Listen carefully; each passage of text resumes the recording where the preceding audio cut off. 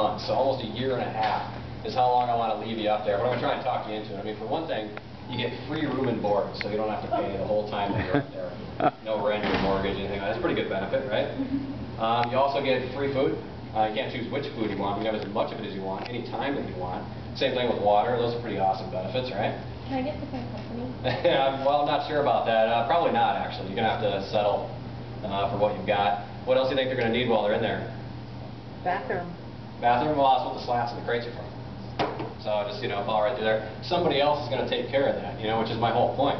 That, everything's taken care of for you. Your food, your water, you've got protection from the elements. I mean, all sorts of things. So a lot of people would call that the good life.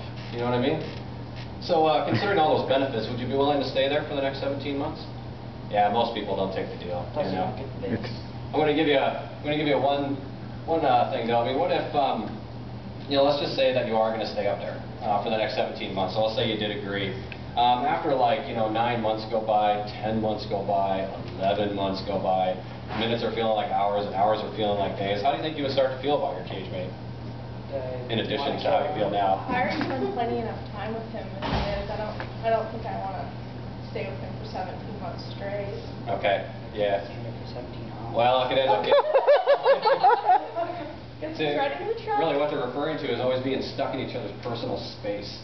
So it's like you either get along or else, right? Over that long period of time.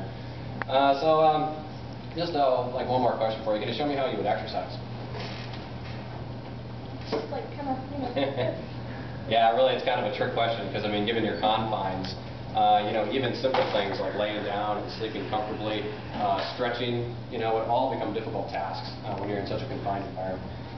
One more question for everybody else, too, and it's kind of simple, you just blurt it out. If one of them gets sick over that 17 months, what do you think is going to happen to the other one? Yeah, absolutely, because you're still in each other's personal space and you can't get away from each other. So go ahead and step down. I appreciate you volunteering, and we'll give you a round of applause. Does anybody know which animals we're trying to simulate? Chickens. Chickens, yeah. To be more specific though, egg-laying hens. And I'll pass this picture around so you can get a closer look at it in the back. But this is where 90% of all the eggs in this country come from, about 90%. Are these factory farms or battery cage facilities, which is what they call this cage often as a battery cage. It just means that there's many of them. And in this case, about as far as the eye can see. Now, sometimes there's 7 birds in there, sometimes there's 12 birds in there, but they're always shoulder to shoulder. There's always about as many birds per cage as you can possibly fit per cage. They live on a steel mesh floor, very similar to what our volunteers have to stand on, except these birds will stand on that steel mesh for the extent of their lives. And not only